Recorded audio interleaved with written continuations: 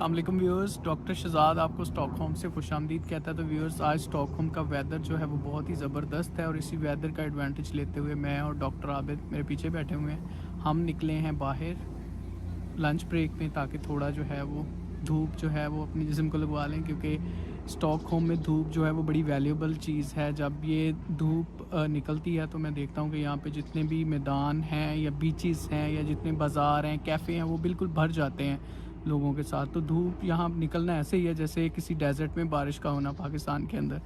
تو ویورز، جتنا stock home آج کل جو ہے وہ سمرز میں بہت ہی خوبصورت ہوا ہے، بہت ہی گرینری ہے، ایک نیچرل انوائرمنٹ ہے۔ اسی نیچرل انوائرمنٹ میں دھوپ جو ہے وہ بہت ہی زبردست لگتی ہے۔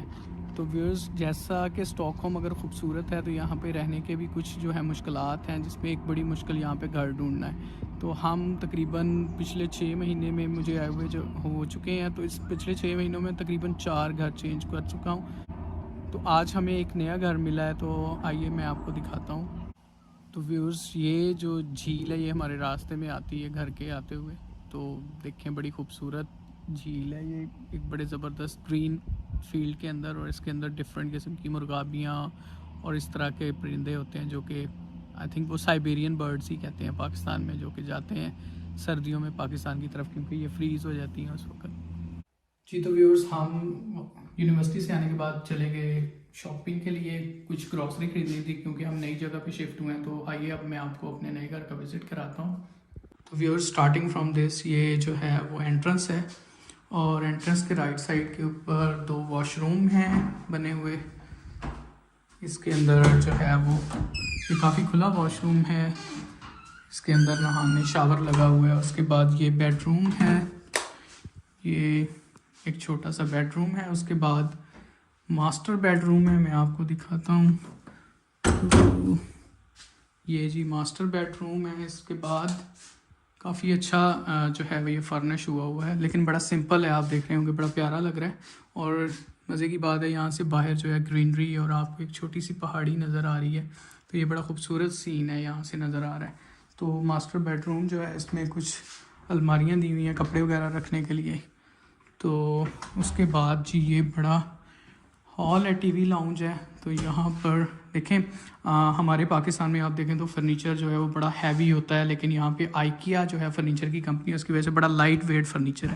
تو یہ صرف چیزیں رکھنے کے لیے کام آتا ہے، ہم تو پاکستان میں بیٹھنے کے لیے بھی استعمال کرتے ہیں، تو اس چیز سے ہم کہتے ہیں کہ مضبوط ہونا چاہیے، لیکن یہ بڑے لائٹ ویٹ ہیں، یہ میں بڑی ایزیلی اٹھا سکتا ہوں۔ تو یہ جو ہے وہ ٹی وی لاؤنج ہے۔ تو یہاں سے اگر میں آپ کو باہر لے کے جاؤں تو یہاں پہ بالکنی ہے، کافی کھلی ہے۔ تو سویڈن میں جو ہے یہ بالکنیز کا بڑا کانسیپٹ ہے، کیونکہ ان کو جو ہے وہ دھوپ سیکنے کا بہت شوق ہوتا ہے، جس کی وجہ سے جو ہے یہ لوگ اسپیشلی بالکنی جو ہے ڈیزائن کی ہوتی ہیں۔ تو یہ ہماری بالکنی سے باہر کا منظر ہے، آپ دیکھ سکتے ہیں، یہ بالکل سٹی سینٹر ہے، تو بڑی خوبصورت جو ہے یہاں پہ سیوک لک آتی ہے آپ کو۔ یہ بڑی ٹال بلڈنگ ہے، اس میں آفیسز وغیرہ ہیں۔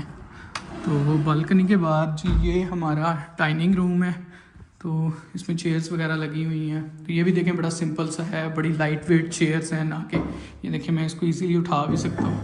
تو اس کے بعد جی سب سے امپورٹنٹ چیز جو ہے وہ ہے ہمارا کچن، کیونکہ مجھے کوکنگ کا بہت زیادہ شوق ہے۔ تو کچن میں بھی جب ہم آئے ہیں تو یہ فلی فرنش تھا، ہمیں کوئی بھی چیز لانے کی ضرورت نہیں پڑی۔ تو آپ دیکھ سکتے ہیں یہاں پہ یہ سویڈن میں کانسیپٹ ہے کہ جب آپ نئی جگہ پہ شفٹ ہوتے ہیں تو آپ کو فلی فرنش گھر ملتے ہیں۔ تو یہ ہمیں سارے جو ہے وہ آئٹمس جو گھر کے لیے چاہیے ہوتی ہیں وہ ساری اویلیبل تھیں۔ تو اس کے علاوہ یہ میں 2 فریج تھے ہمارے، لیکن ہم نے ایک فریج یوٹیلائز کرنے کا سوچا ہے، تو یہ فریج پہ بھی ہم لے کے آئے ہیں چیزیں وغیرہ، آپ دیکھ سکتے ہیں۔ تو یہ فل ہوا ہے، تو یہ ہماری کورینڈر چٹنی اور پودینے کی چٹنی اور یہ کیا کہتے ہیں اس کو لہسن ادرک کا پیسٹ وغیرہ، یہ چیزیں ہیں۔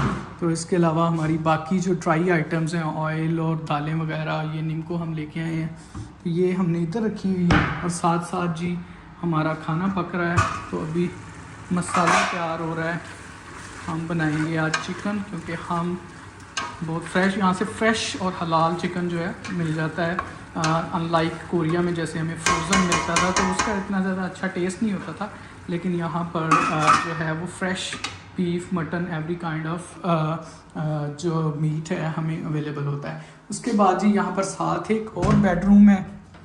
तो इस बेडरूम, ये भी बड़ा सिंपल सा बेडरूम है, आप देख सकते हैं। तो इसमें भी, ये मेरा बेडरूम है, तो इसमें कुछ अलमारी है कपड़े वगैरह रखने के लिए, तो मैंने कपड़े सेट किए हैं।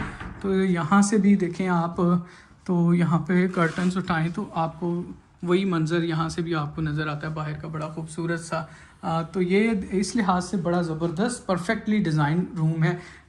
कमरे हैं सारे, आप देखें तो यहाँ से आपको बाहर के जो जितने भी आउटलुक है, ग्रीनरी है या बाहर के जो सीन्स हैं वो आपको नज़र आते हैं। लेकिन मुझे इस यहाँ का किचन बड़ा पसंद है, क्योंकि ये बड़ा खुला किचन है और बड़ा इजीली जो है यहाँ पे कुकिंग हो सकती है। तो इसके अलावा ये बर्तन हैं, आप देख सकते हैं, ये भी हमें जो है ये घर में पहले से ही मौजूद थे।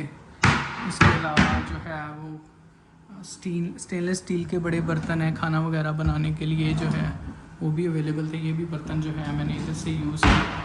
तो इसके अलावा जी ये ओवन है, बेकिंग ओवन है, तो इसमें हम बारबेक्यू वगैरह कर सकते हैं। इसके अलावा यहाँ पर एक और ज़बरदस्त चीज़ है कि डिश वॉशर है, यानी कि आपको जो है चीज़ों को, जितने भी बर्तन वगैरह हैं आपके, उसको वॉश करने की ज़रूरत नहीं है। जस्ट इसके अंदर आप लगाएं और इसको थोड़ी देर के लिए चलाएं, जिस तरह आप कपड़े धोते हैं बिल्कुल इसी तरह से जो है वो यहाँ पर बर्तन वॉश हो सकते हैं। जी तो व्यूअर्स, आपने देखा कितना ज़बरदस्त, बल्कि एक कहेंगे सिंपल है, देखने में बहुत सिंपल है लेकिन बहुत ही अच्छा और प्यारा अपार्टमेंट है, साफ़ सुथरा और बड़ी अच्छी लोकेशन के ऊपर है। इसके अलावा यहाँ पर डिफरेंट बच्चों के लिए प्ले एरिया है। इसके अलावा यहाँ पर और फैसिलिटीज़ हैं, लाइब्रेरी वगैरह है। इसके अलावा यहाँ पर लॉन्ड्री का सिस्टम है, वो भी ऑटोमेटिक बुकिंग होती है। आपके पास जो कार्ड है, एंट्रेंस कार्ड, उसी को यूटिलाइज़ करके आप बुकिंग कर सकते हैं। लॉन्ड्री जो है वो अलहदा है, वो इस घर का पार्ट नहीं है। स्वीडन में इस तरह का घर मिल जाना जो है वो बड़ी ही एक कहते हैं ब्लेसिंग है, क्योंकि यहाँ पर घर मिलना बहुत मुश्किल है। और ये हमारी यूनिवर्सिटी के पास भी है, 2 या 3 किलोमीटर का डिस्टेंस है। मैं तो पैदल ही चला गया था सुबह। तो व्यूअर्स, जैसे मैंने बताया, स्टॉकहोम में घर ढूंढना जो है बहुत मुश्किल है। तो डॉक्टर आबिद जो हैं कोरिया से आने से पहले, तो ये भी अपनी फैमिली के साथ आना चाह रहे थे, लेकिन इनको घर नहीं मिला, तो इनको भी काफ़ी मुश्किल पेश आई।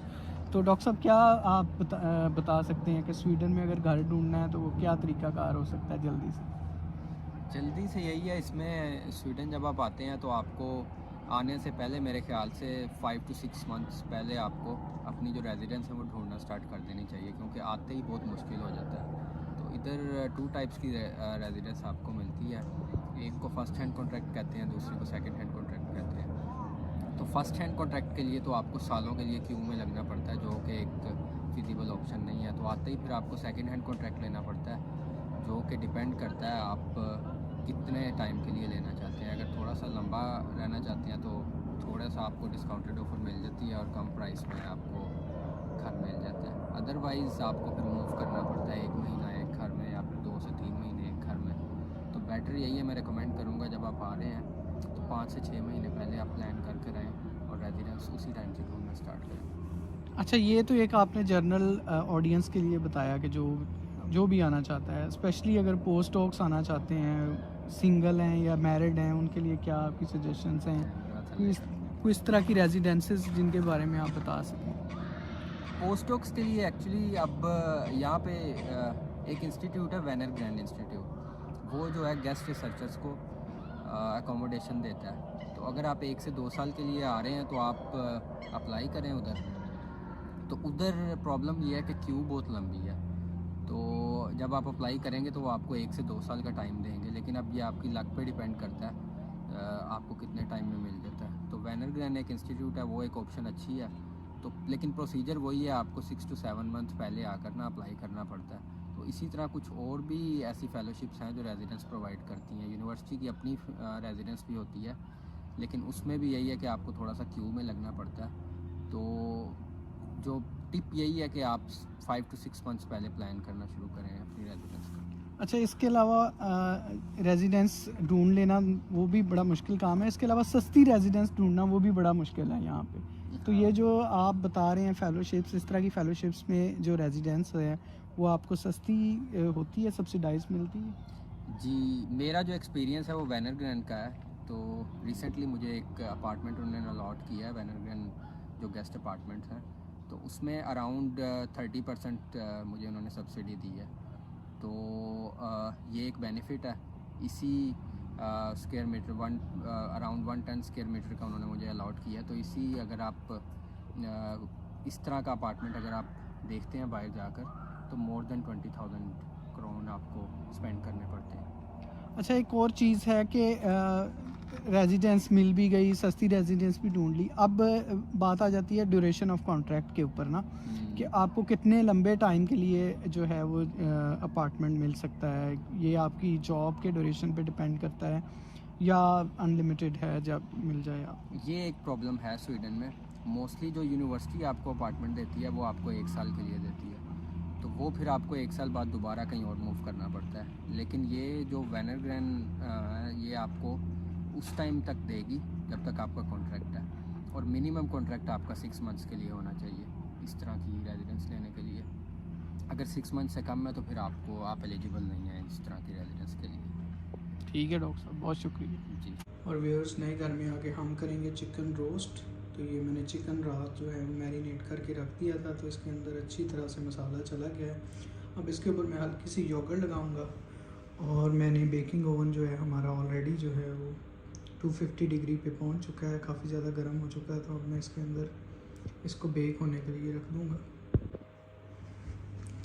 تو یہ جی میں نے اس کو پکنے کے لیے رکھ دیا.